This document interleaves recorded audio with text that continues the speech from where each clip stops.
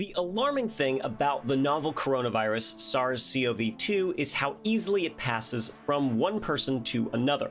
We're still figuring out exactly how it spreads, but it seems like an infected person coughing or even just exhaling can spread droplets carrying the virus to another person. And the rule of thumb is that as much as a 6-foot or 1.8 meter radius is everyone's personal splash zone. It seems people can also spread the virus even when they're not showing symptoms, further complicating containment. Without countermeasures to break the chain of transmission, the number of cases can balloon exponentially and overwhelm hospitals. To try and stop the virus in its tracks, many places around the world have implemented physical distancing. But another tool that could fight the spread is contact tracing. So, what is contact tracing, how effective is it, and how do we implement it? This probably isn't going to blow anyone's mind, but contact tracing is literally tracing all the people who have been in contact with an infected person. It's the public health equivalent of detective work. Sometimes it's straightforward. Say a hairstylist is diagnosed with the disease SARS-CoV-2 causes COVID-19. Their salon likely keeps a list of all the appointments they've had while that stylist was working.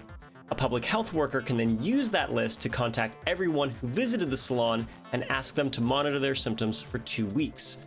Some of those people may also be asked to self-quarantine, like if they had prolonged close contact with the stylist. Say they had an appointment that took hours. Yeah, hair appointments can take hours. Do you think this just happens naturally? But oftentimes, contact tracing is not so simple.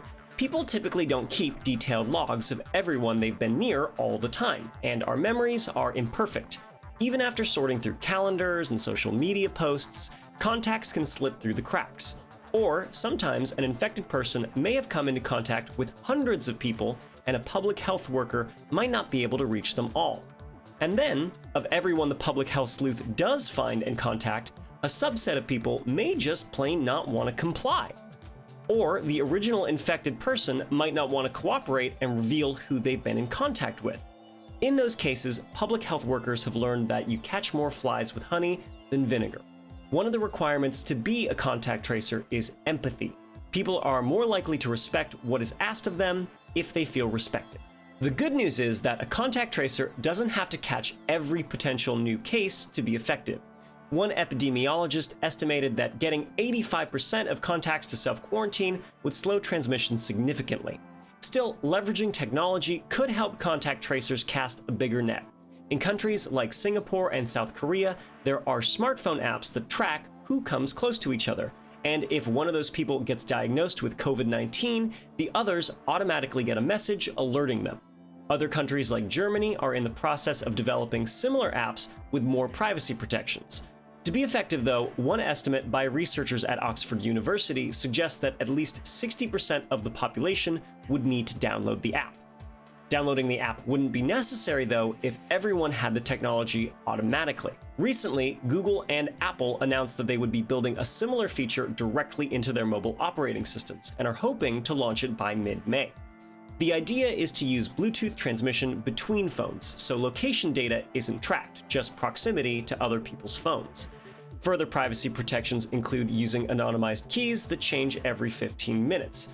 Still, whether that assuages privacy concerns enough, or whether Bluetooth is accurate enough, or if the software even gets done and implemented before we're on the other side of the curve, remains to be seen. Until then, places without this tech will have to do it the old-fashioned way. Manual contact tracing is not something that can be applied in every stage of this pandemic. It's useful in the early stages to keep a lid on things, but if the number of cases start to explode, trying to individually reach out quickly becomes a Sisyphean task. In the United States, there are currently around 2,200 contact tracers employed by government health agencies. But by some estimates, we may need as many as 300,000 for contact tracing to be effective. Some places, like the San Francisco Bay Area, are ramping up their efforts and bringing more on board. However many there are, if they can't keep up with the spread of the virus, or if public testing isn't widespread enough to give an accurate picture of who actually has the virus, then more dramatic measures like physical distancing mandates are necessary. Which is why I am coming to you pre-recorded live from my apartment, where I've been for over a month. But someday, public life will resume. I will leave this apartment again. And as we readjust to life on the outside, contact tracers will likely play a key part in making sure the virus doesn't spread out of control again. So, if the day comes that you get a phone call and the voice on the line empathetically wants to discuss your last hair appointment, do everyone a favor and listen to what they have to say, okay? COVID-19 is a huge subject, one that's impacted each and every one of us. Check out this video if you want to know more, and if there's another aspect of coronavirus news you want to see us cover, let us know in the comments below. Make sure to subscribe to Seeker, and I'll see you next time. Thanks for watching and stay safe.